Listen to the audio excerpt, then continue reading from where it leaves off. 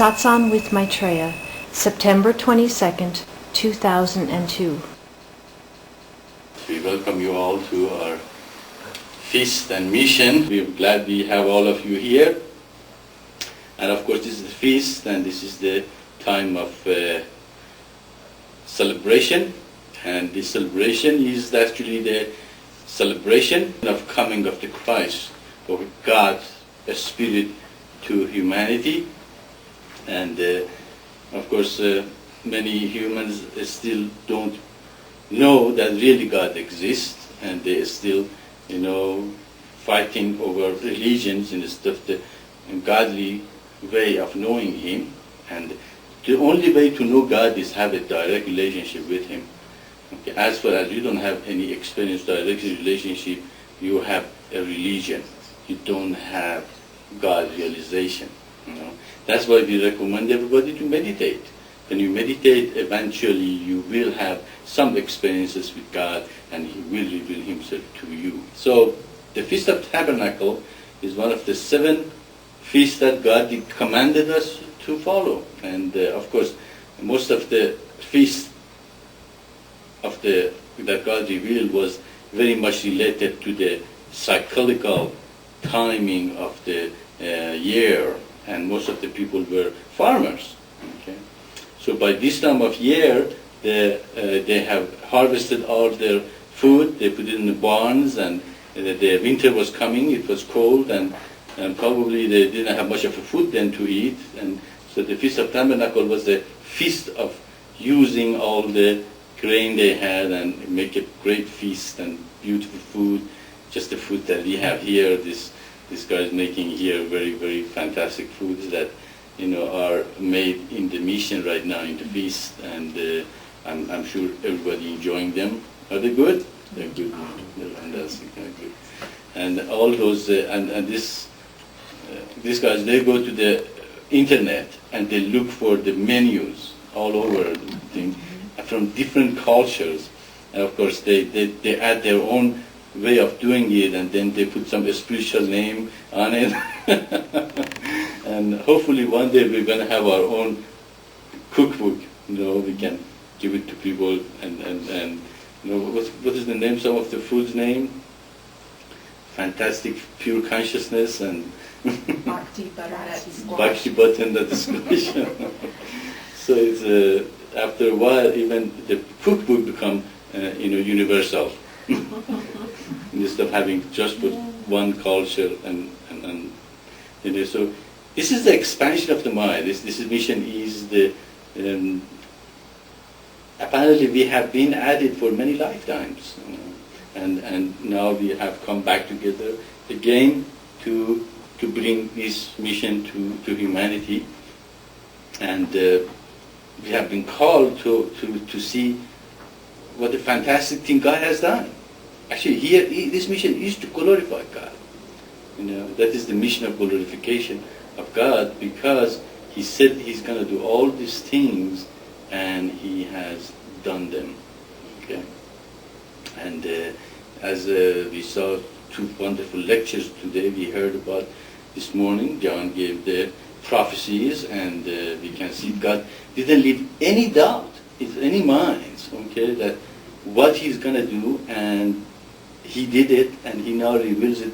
If you can see, God really is behind this mission, there's something wrong.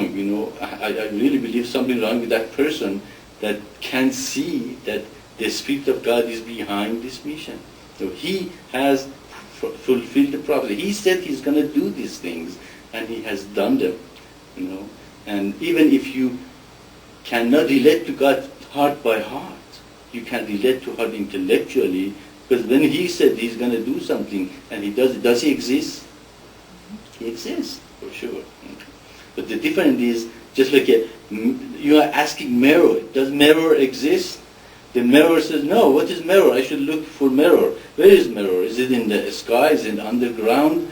Because mirror cannot see himself. But if you put another mirror in front of the mirror and say, here, look, that's mirror, and it says, oh, yeah, that is mirror, that's me.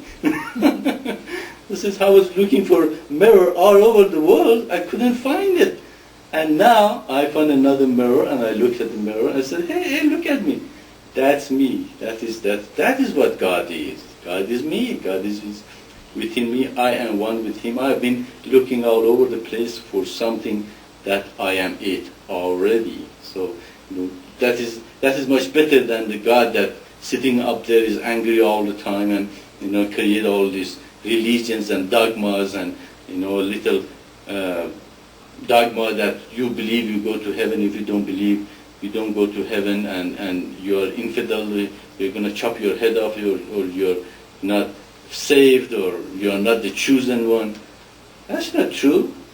God is you. God is within all of us. There is no separation there. Okay? If we recognize that, is there any separation between man and woman, male and female? This race and that race, from this side of the earth or the other side of the earth? No, that essence is in every person that we encounter.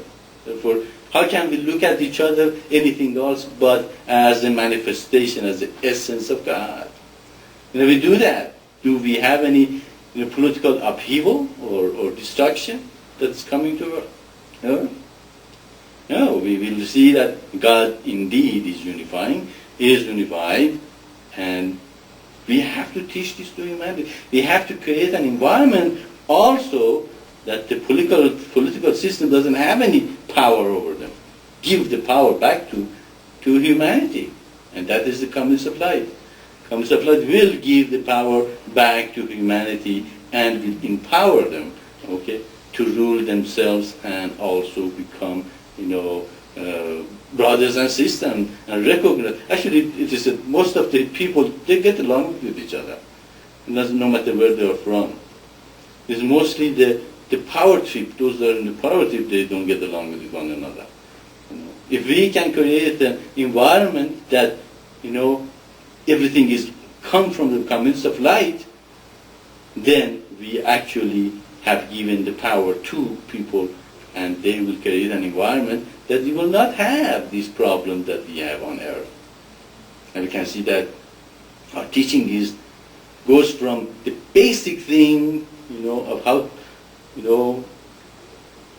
live, daily life, to absolute how can bring the kingdom of heaven on earth. It's just like there is such a range of, revelation there that we can all, meditate on them and become one with what God is telling us and see the benefit. Of course, if we don't follow them, we don't see the benefit. Just like a doctor tells you, you have to use the medicine in such and such a way, and the medicine is good and it will help you, but you don't follow the instruction. That though is an instruction manual for a good life, for bringing the kingdom of heaven on earth. Are you going to read the manual? Are you going to follow the manual? If you do, you benefit. If you don't, you don't. It's as simple as that. So it's not dogmatic. It's not so, you just believe in the name of Maitreya, you are saved. Well, there's a truth in that, but but also it's beyond that. It's a package. You can't just believe in Maitreya and that he is really a representative of God and God's mouthpiece. But what is he saying? As I said, if you get stuck with the bridge, you never go over to other side. The bridge is here to take you to the other side. If you get stuck with the bridge, of course, you don't destroy the bridge. If you destroy the bridge, you never get there. So you have to keep the bridge in place, but at the same time, go over to God. So we can see that these revelations and this thing that mission is presenting to humanity and these lectures, they're fantastic. There's so much truth. Actually, there was a Baha'i this morning were asking about why I came so early after Baha'u'llah, and Sarji was explaining the exponential growth of happening of God's revelation. It got faster and faster and faster and faster. So now, at the end, it's only needed around 150 years. for this to happen. Actually, Baba came, 40 years before I did. Okay, and then so actually, the truth is, it only took 40 years. Abraham was 6,000 years, and then Christ was 2,000 years, Muhammad was 1,400 years, Baba was 150, Baba was 40, and then it's just shortened and shortened and shortened. So that was his answer, that your formula works. It is exponential in a way of happening, and that's why it's happened so fast. So we are having great thing here, and I hope you guys all reading the law, understanding it, listening to Satsang, and having a lot of questions. And for me, and if you don't, that's okay. I can just go ahead and say the same thing over and over again, and and actually I feel mostly I have said everything has to be said. But of course, it's still people come up with the questions that never we have answered before, and answers come out well. And but there is nothing really I haven't covered. Is there anything I didn't cover in the last 22 years? So I have covered everything that had to be covered. I can just say how fantastic this mission is. Of course, we're going to do that tomorrow also in our lecture. If you have any question now, I'll open the floor for questions. So we can just go ahead and see how you guys doing and how the feast going and all that. So if you have a question in the Paltalk, raise your hand. If you have a question here, also raise your hand. Okay, go ahead, Kenneth. Okay, shalom everybody. I'm going to jump right in here with a question that I just had pop up in my head. I was thinking about consciousness and how it's crudified down to like rock, and I was wondering what happens when the universe is going to end to, like they say, in 15 billion years the universe will end. There'll be many that have reached pure consciousness, but the humans will still have to live on all these planets, which means these planets are still crudified consciousness. So what will happen to that crudified consciousness, because it hadn't even come close to reach pure consciousness, but it's working to guide the consciousness that's ready to reach pure consciousness to the goal. So what happens to all the crudified consciousnesses that won't have made it by the time the physical universe ends? Those who don't reach pure consciousness, they are going to stay in a very dark place and frozen space for billions of years. And that's what, most prophets are talking about, gashing of the teeth and destruction and darkness and being in hell, means that they didn't make it. They did not, instead of going and listening to the scriptures and God, they listen to man, they listen to television, they listen to the radio, they listen to this, they listen to that person. Instead of going to God, they went toward the world. And of course, in that state, they have not reached pure consciousness, and therefore they will stay in darkness and ignorance and tamaguna, and probably if their mind still exists, their mind is full of desires, attachments, and wants, and they will be suffering in a great deal for billions and billions of years before the next creation come. And again we come together and say, come humanity, we are calling at you, come and let us go back to the Father, go back to God, and come to pure consciousness, and maybe some of them are going to be saved or some of them will not. Actually, you can probably relate that to what the Buddhists, Tibetan Buddhists, called Bardu. I don't know if you have heard about it or not. It is the state they say at the time of the death, the dead person goes through, and in that time, depends upon how good a person you were or how terrible you were, you have to go to that state, and there are people that are specialized to take you to that Bardu, and because your mind is in a turmoil, and this wants a lot of desires and wants and attachments, therefore it's going to be a scary place for the people to go.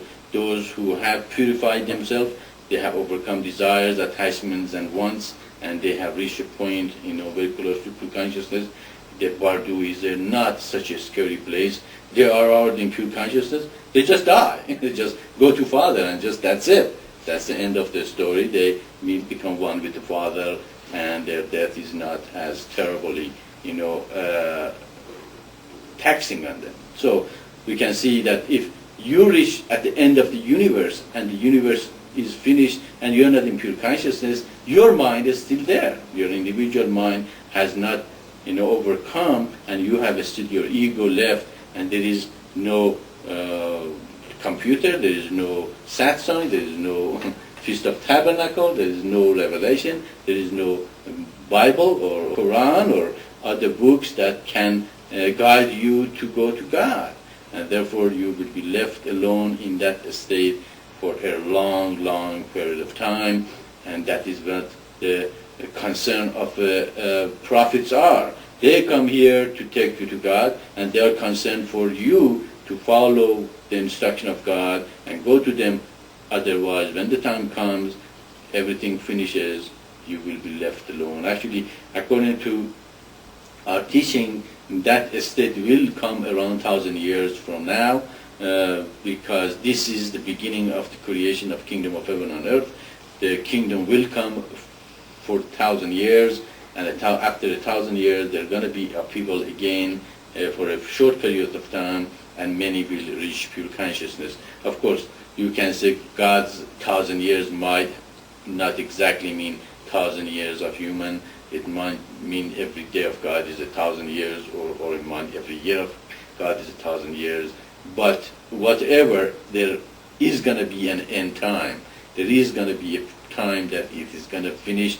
If you didn't make it by then, of course, you are going to be in trouble. And what happened to the stones and planets? Probably they're going to dissolve to a state different than what they are at now. They probably become more back to the essence that they were before, but not pure consciousness, because they still have not reached, complete awareness and detachment. So, but those who have mind, those who have human mind, and they have not reached it, their mind is going to continue to live and probably think and desire, and we're going to be in what is called hell. It is so undescribable that they have to create the word for it and attach so much suffering into that word that scare you to death. So you better get on with the work of God. But that is the truth in that explanation as hell. Of course, we don't believe in a hell with that guy with the two horns on his head and the red clothes and the pitchfork, and it's going to be there. It is your own mind, it's your creation. Probably even devil is the creation of mind, of a tormented mind, created such a being as we look at him as the devil. And of course, devil is nothing but our own ego and our attachment and desires for the external world, and not knowing ourselves. And the fastest way to know thyself is meditation. Close your eyes and quiet your senses and go within yourself and look at yourself squarely in every problem you have. Again, this is your doing. You have to do it. You have to meditate. You have to squarely look at it. Your spiritual teacher can point to you how you can improve yourself. But if you don't listen to him, even he cannot help you. If you don't listen to God, even God cannot help you. That's why he sent the scripture. What does he have to send the scripture? He had to send the scripture as a manual. He's telling you, if you do those things, if you purify yourself, if you, those things that I told you, you will purify and you will know yourself in a deeper level. But if you do not look at that, if you do not listen to the spiritual teacher also, or God, and God said, okay, I can help you, I can show you the way, but you have to walk it. Okay? Eternal divine path is a path. You have to walk it. It's not something, I'm a mission of Maitreya, I'm saved. No. You have to walk the eternal divine path. You have to meditate. If you don't meditate, if you don't use the mantra, if you don't close your eyes, if you don't come to the Satsang, if you don't come to the, our church in the Paltak, or come to the mission and learn how to meditate, not come to the meditation classes and go through the process of the meditation. It's very good for everybody to know that process before they ask for initiation, because here a lot of people ask for initiation and they didn't remember what the process was. That's why I released it, so you can teach it to people over and over again, and eventually many people will know the process, so it's easier for them to be initiated here. And so it is a teaching of action, okay? And so we can see that God has already given the manual to you, to everybody. The manual is Eternal Divine Path. Okay? Eternal Divine Path is the base and the essence of reaching God as fast as possible. If you do not meditate, if you don't close your eyes, if you do not,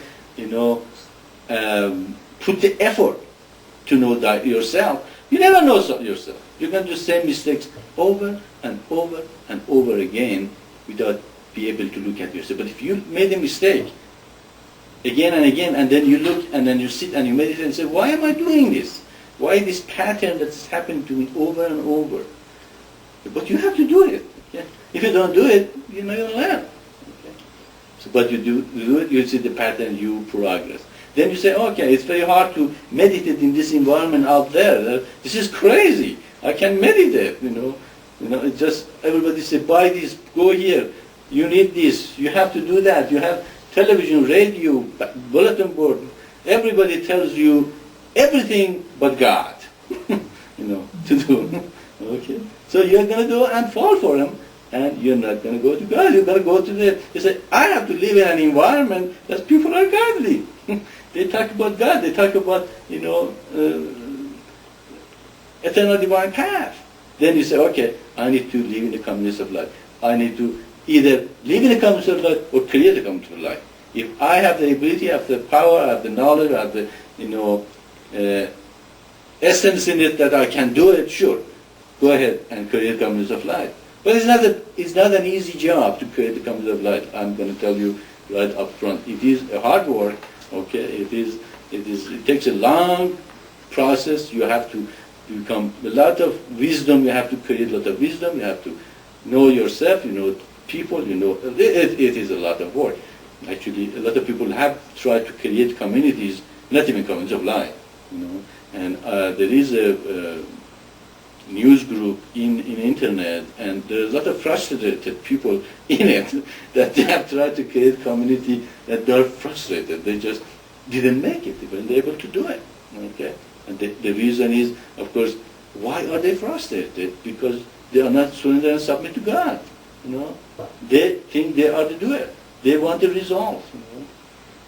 Fortunately, in this mission, we don't. We don't get frustrated very often. And anytime we get frustrated, say, we remember, okay, God is not really me, or this is God is mine, is yours, so let not too frustrated. Let's continue with what we're doing. Eventually, it will catch on. Eventually, people, and also we realize the people who love the mission or a part of it, they see it, they love it, they just see the vision right away. Okay, and those who are not, they will hesitate. The moment you hesitate, it has been proven, to me and Saraji, we have been at it for the last 5 years. Okay, the people come, they love them, but the moment they hesitate, it falls apart. They cannot make it anymore. So, you awaken the spiritual forces. Then you desire to be in the community of life, because that is the fastest way to go to God. You cannot be out there by yourself and follow all the pulls and punches that world give you, and at the same time, I'm an eternal divine path. Okay, I meditate 15 minutes a week. I'm doing just great. I'm doing fine. No, you're not gonna make it.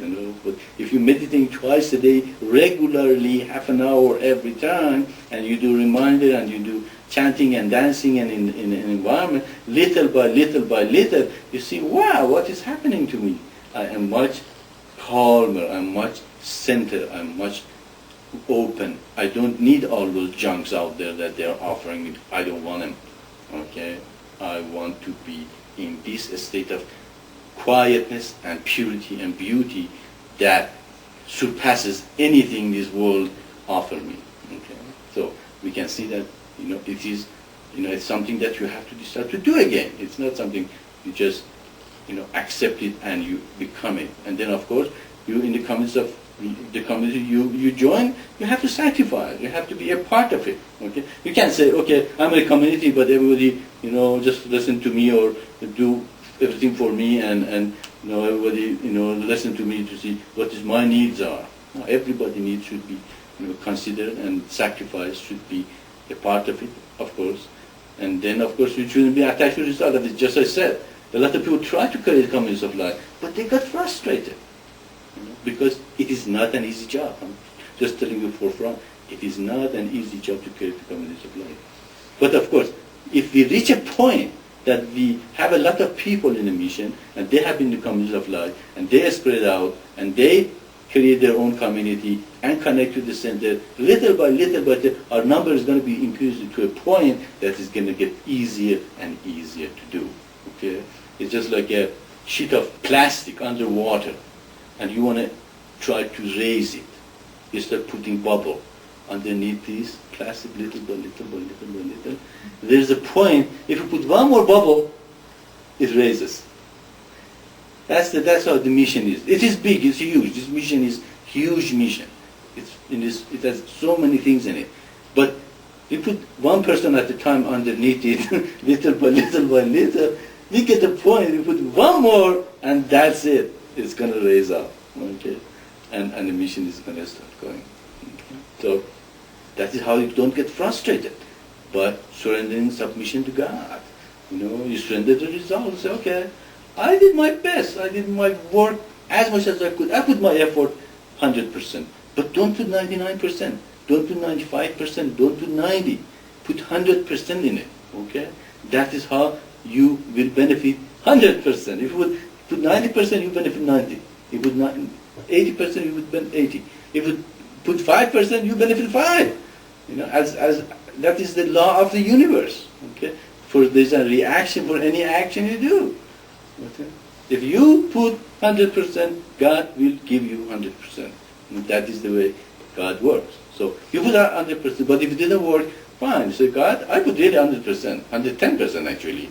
I put that effort, that result is yours, I'm not attached to it. It is your result, and go on to another project. Or if this way didn't work, use another way. Just experiment with it. What works, what doesn't. That's why God sent us so much education for us in this time. We have been educated to research, to understand, to see things, what works, what doesn't work. We are not 100 years ago that everything is a spirit that's going to work. If it didn't work in the spirit, if it worked, it was a spirit. No, we have the ability to experiment and know what works, what doesn't work, and progress. And of course, after all this, you have to become a universalist. You have to shatter all the norms of the mind. Okay, any prejudicity, any separation, anything you feel. I'm not saying that the people in the other world are all nice and good and fantastic and you should love them with all your heart and mind and spirit. But they're a problem too. Okay, they're not realized people either. Okay? But at the same time, you are a realized person. We have to create a system, a way to educate them too. That they realize, they should not kill each other.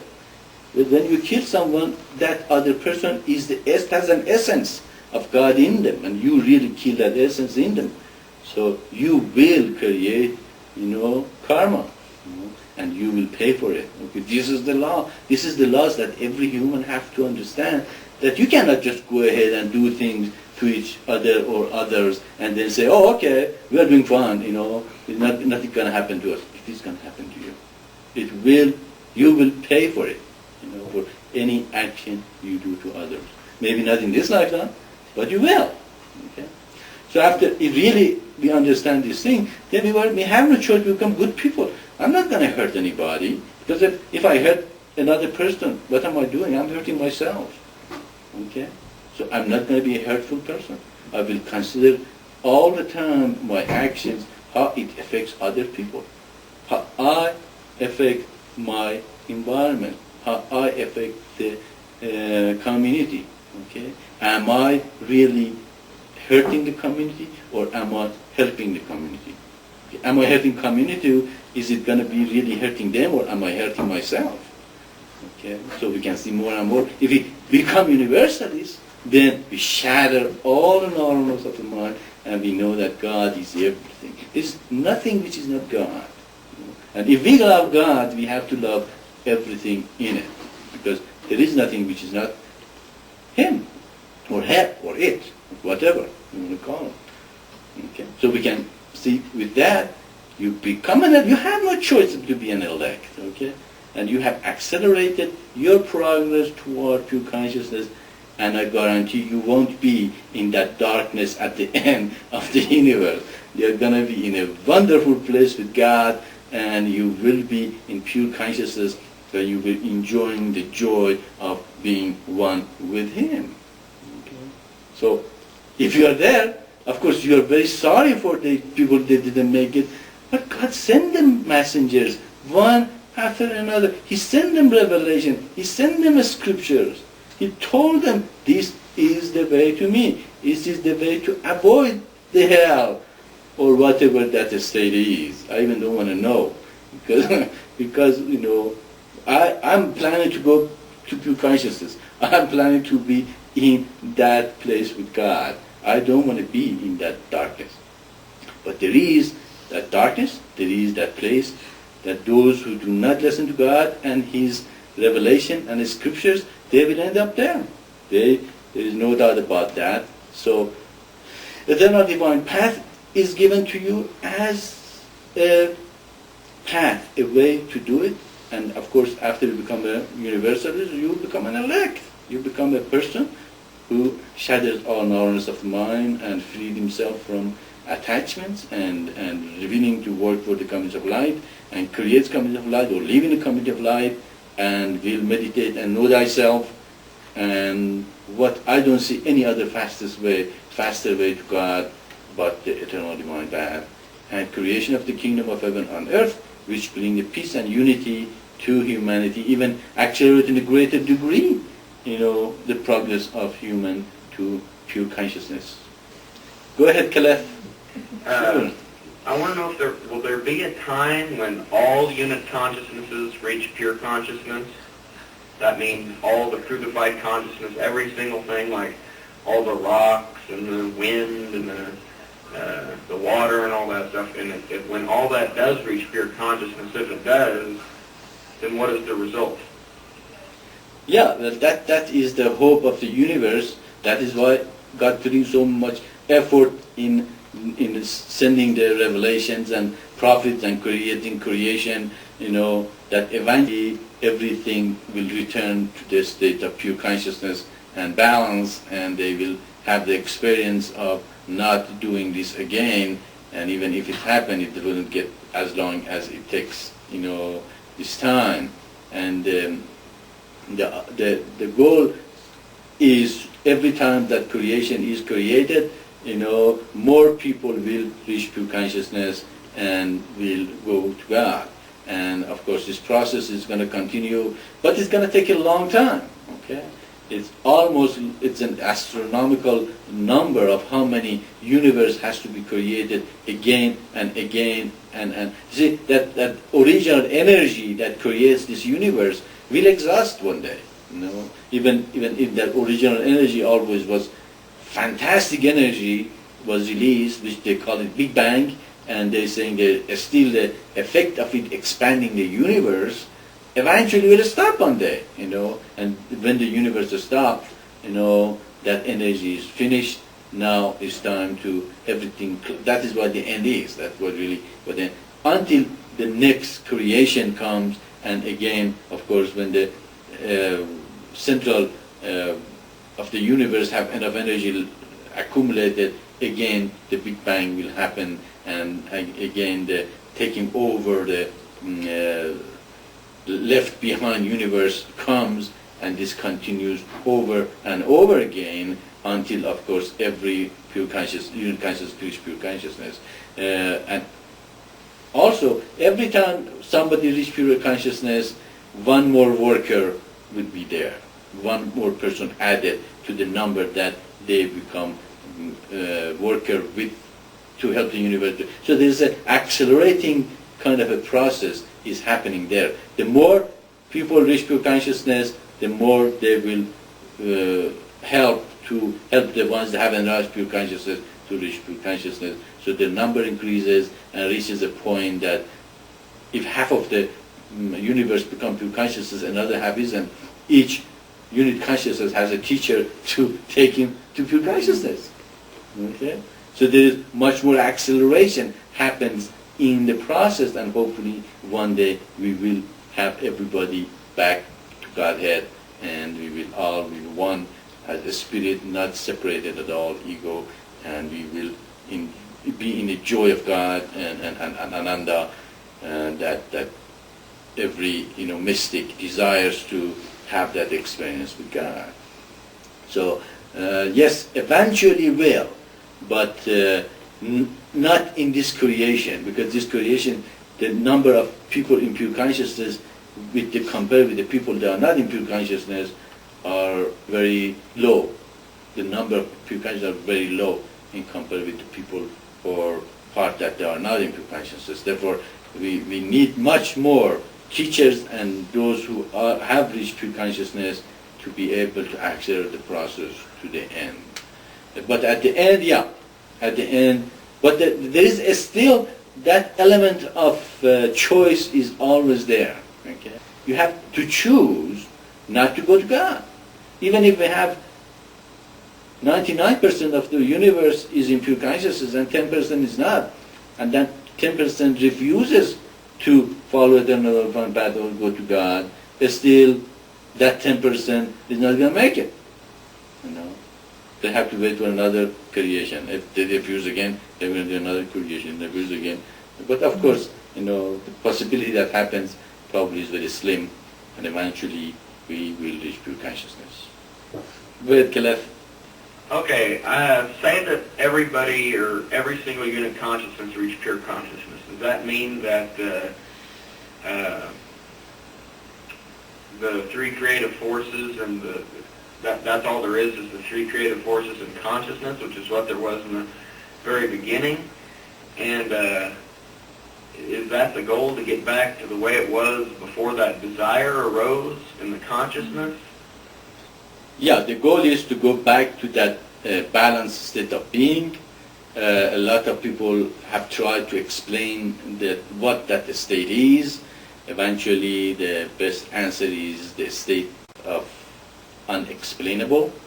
It's not possible to explain God, and many people, actually they say if the whole universe become paper and all the liquid in the universe become ink, and all the trees and whatever you can pen with become pens, and you write all about God and finish all these papers that the whole universe is created, you haven't not even begun to explain what God is, what the state of Godhood could be. And that is why we have so many explanations.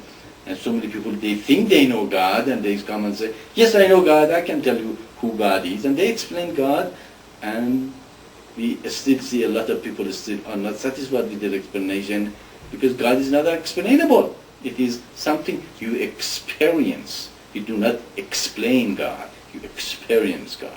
If you experience it, you say, yeah, I know God, I know infinity, it's possible. As was, this morning, one of the lecture was saying, intellectually you can think, where does this universe finishes? It has to finish somewhere. Okay, when it's finished, whatever it finished with is something that has to finish somewhere else. You see, if you went all the way to the end of the universe and there was a wall, okay, now that wall itself has to end somewhere, doesn't it? And when that wall ends, what is behind that wall?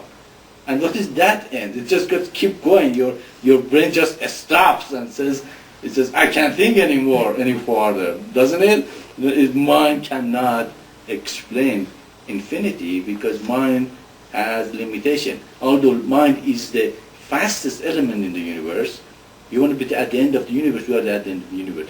Mind is faster than light. The light is 300,000 miles a second.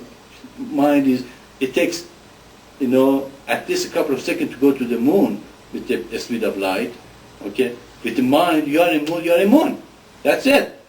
The moment you think in it, you are there. So you can see that, the mind is still is impossible for mind to fathom infinity.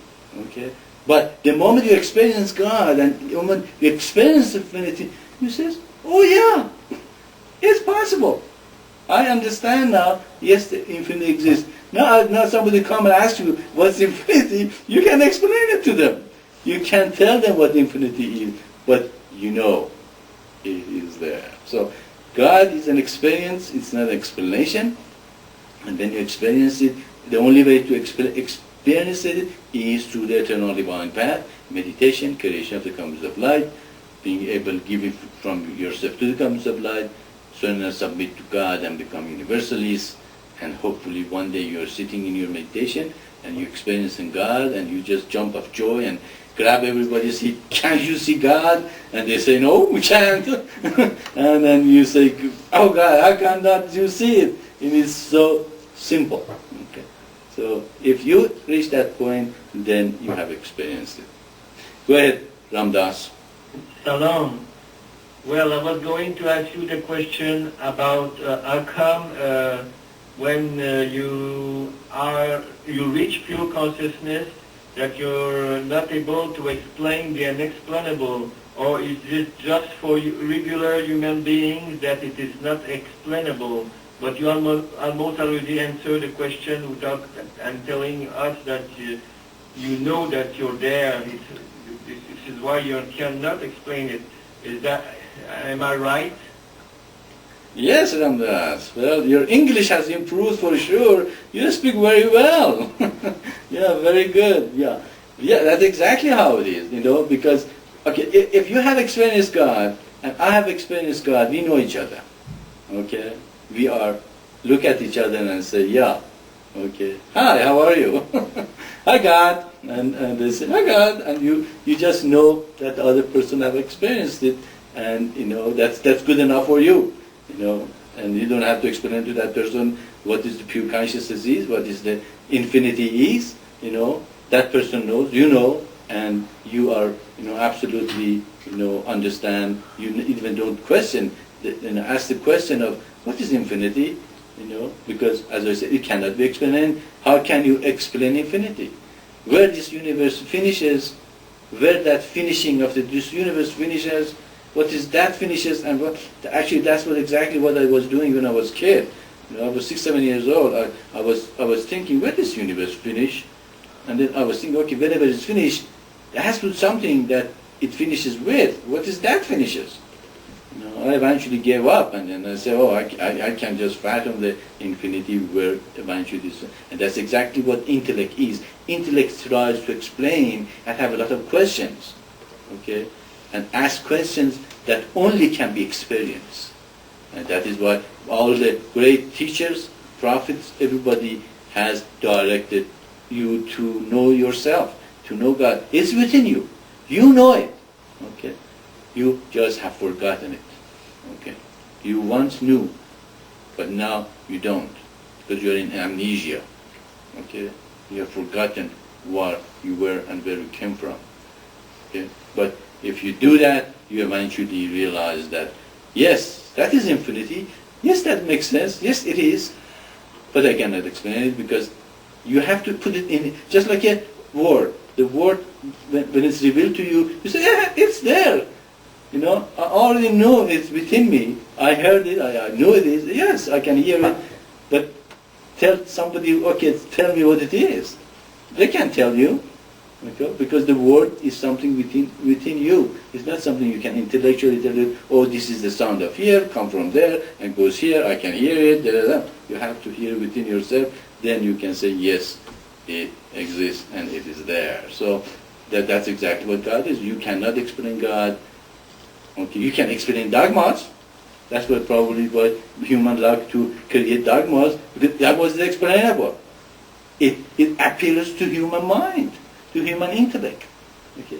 They say, oh yeah, dogma I understand. This is it, this is explained, therefore I accept this religion because I understand it. But God, you have to be a mistake. Okay, Matrix, sounds like you had a question. If you still have the question, go ahead. Hello, yes, thank you. Well, it's an honor to listen to you. I'll first of all state that I am an atheist, but I think one of the most benign religions are Buddhist teachings, and I think there's a lot of wisdom to that. And I'm not sure what your background is, but you sound like a very wise man. She's an atheist. The one thing I like about the Buddhism teaching and the type of teaching that you're saying is the concept of consciousness, rising to a consciousness level, because I believe that in our individual lives we have the potential of evolving, and on a societal level we all have the potential of evolving. And so I was wondering if you had any suggestions of ways to raise your consciousness, as you would call it. I guess I would call it evolving, aside from meditation. I went to meditation meetings for about 3 years, and all that usually did for me was I just ended up falling asleep alongside the old Indian men next to me, which is fine because I like their company. You shouldn't lie down. That was. What would you say to an atheist? What is the just like you. to raise your consciousness? Thank you. Yeah, sure, Matrix. Actually, you're atheist because you haven't found a true religion or truth. And you probably atheist because somebody gave you a bunch of dogmas and told you to follow, and you say, well, it doesn't make sense to me, I'm not going to follow. That's exactly happened to me. You can call me with the atheist background as well, because the religion they were teaching me wasn't satisfactory to me. There was a God up there called Allah, and I said, why? If you can show me God, of course I believe Him. And of course God eventually showed Himself to me, and I believed in Him. And one of the things about our teaching, even atheists can benefit from it very, very well, because if you read our teaching, it says God said He's going to do these things, and He has done them. And historically, scientifically, and spiritually is proven everything in though that has come through something God said will happen and happen. But God is not a person. God is not somebody sitting on a throne up there and everybody around Him sitting there with Him. God is consciousness and the three creative forces in the universe. That's what God is. Okay, and you can relate to that easily because it's based on science. Actually, a lecture that was being given here about creation and history, you would see how creation and history is explained in the mission, and it is logical. Even the creative force, now they have come to realize that the three forces in the universe, the strong force, the electromagnetic, and weak forces that has created most of the thing in the universe.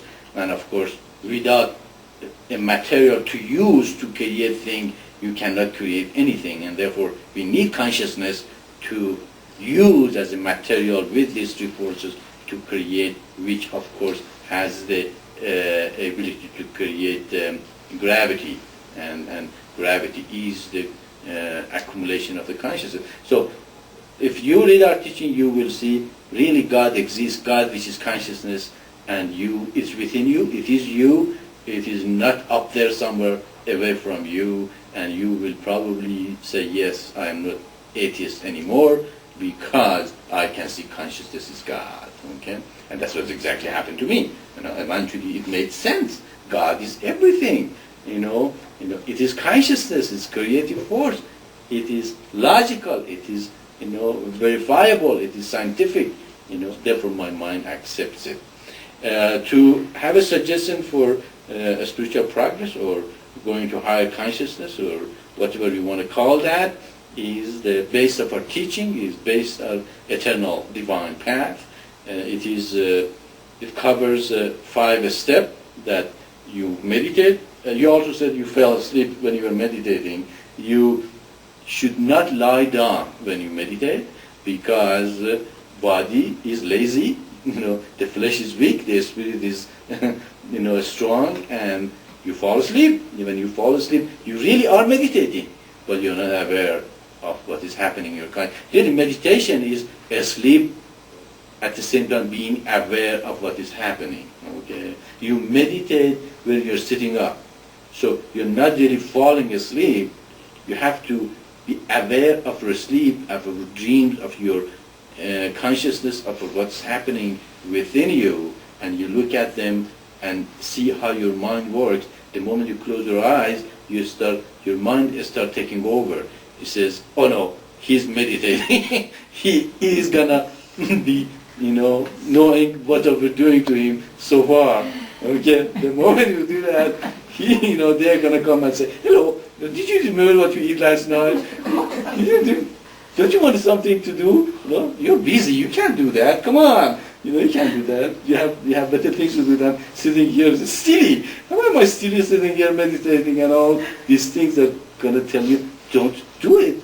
We don't want you to do it at all. So, but if you keep continuing your eyes closed and bring your attention back to your meditation, little by little, they will give up. Okay, they're gonna go say, "Oh, it is silly." No, it is not silly. Mantra, Hariyom Shariham Om Nam Kevalam. Hariyom. Okay, what did I eat last night? Oh yeah, I'm going away. No, Hariyom Shariham Om Nam Kevalam. The goal of the life is to become divine. That divinity, God, is everything. So we can see little by little, your mind going over. You bring it back. Go there, bring it back. You go there. Little by little, you get the strength over your mind and instead of them. Therefore, meditation, don't lie down. Yes, you will fall asleep because that's what they want you to do. They want you to fall asleep. Okay? Because when you are asleep, you are not aware of what's happening in your consciousness. They want you to fall asleep, not to become strong in your meditation. Therefore, don't lie down. Sit up somewhere. Don't even put your back somewhere, that it is comfortable. You put your back somewhere, there is no support, so you fall asleep, you fall, and you wake up. If you're back somewhere, you're going to fall asleep, you're going to fall asleep. You have a support behind you, you're not going to fall out.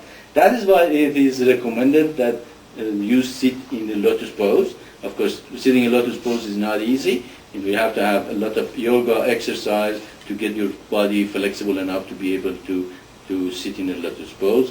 But if you can sit in a lotus pose, nothing behind you, you will meditate, and then you will fall asleep. That is still the first step. You haven't even started to following the eternal divine path. Then you have to create an environment that it helps you to meditate more, to be more in touch with God and with your spirit. Okay, and then of course you have to be in that community, help that community, bring greater, unity to that community and sacrifice the community. Of course, meditation, awakening of spiritual forces are related to the mystical path, which is Hinduism, Buddhism, and all that. The communist of light is the Old Testament, which is Judaism, and the Hebrews, and the sacrifices, Christianity, and of course after sacrifice you surrender and submit to God, and which is Islam, and you become universalist, and you see God is everything. So then of course you will progress in a great accelerated way, okay, that you have never thought even possible to, but you have to do it. Okay? That is the point in the mission. You have to do it. You have to get on with it. You have to go for it. If you hesitate, it's not going to work. So go to our website. I'm sure they have put the website in, www.maitreya.org, and read our teaching, And if you really deep into it, you will find that even the atheists will see what we are saying is logical, scientific, and proven historically, scientifically, and everything. That they look at it. God is a logical God. God is not a bunch of dogma. God is you. God is your logic, is your intellect, is your consciousness, and creative force in the world. So I suggest you go to our website and study our teaching. And if you have a question, there are places you can ask your questions. Send email to us, and if you want further explanation, we will do that. All right, Ramdas, sounds like you had a question. I saw your hand for one, and then you left. You are in. If you have a question, go ahead. I have a question. You were speaking about creations and many creations and many universes, and also the Big Bang. I was wondering if all those creations, like those one we see with the Hubble telescope, is not just in our mind and just not Maya. Isn't it Maya too? Well, Maya is the delusion or illusion of separation from God. So if you're talking, there are those galaxies that Hubble telescope picks up, are they separate from God, or just looking at them is Maya? I don't understand what you mean by, are they Maya, or we pursuing them is a Maya? Well, I will try to clarify my question. When we look at those galaxies and all those nebulas and black hole, and speaking about the Big Bang and those creations, isn't it Maya, all those material worlds? I mean, is it not just in our mind that we see it in the telescope? Is it just a projection of our mind, of our spirit? Well, remember, this universe is not an illusion. If you're talking about this universe is Maya, is illusion, we don't teach that. We don't say this universe is illusion. We say it's a relative truth. It is not absolute truth, but is a relative truth. It is not the essence. It is something created for us to progress. That's why a lot of people think this universe, the created universe, is the truth, is the reality, and they are so delusioned into it that they believe they have to have as much they can, they have to have power, they have to, gain more and more and more, and then they die in ignorance and delusion. This universe, those galaxies are not illusion, they are not Maya, but they are relative truth. But if you believe that those are the reality, but they are not a relative truth, then you have fallen to the Maya of illusion of separation from God and taking this universe as the ultimate truth. Then you are in Maya. But those things, this universe is not Maya itself. If we realize that, then we can, maybe that was your question, that if we believe that these things are truth, then we are in Maya, then you are correct. But are those galaxies Maya? No, they are not. They are a part of the creation, and they are a relative truth. They are not absolute because they are not essence. Anything is not essence is relative truth. Okay? And the only thing essence is a spirit, is a consciousness, and three gunas. Okay, I guess our time together here ends here, and we had a mini darshan here also with everybody in the mission, and I hope you guys stay with the mission, stay with the lectures. It's very important that come to the lecture. A lot of good information is going to come out. We have good lecturers here, and they are going to give us a lot of beautiful things about the mission, And John gave a lecture about the prophecies this morning that covered fantastic things that even I didn't know when I started the mission. Now I know. and it is truly God has revealed to the point of exactly the address where this revelation is going to come. I was saying even to the city, the only thing he didn't say the number in the street, what the number it is. Otherwise exactly it has given exact address where this revelation is gonna come, and we're gonna talk about that tomorrow. There will be a lecture we will have about the seven seals tomorrow at 9:30, and we will discuss that.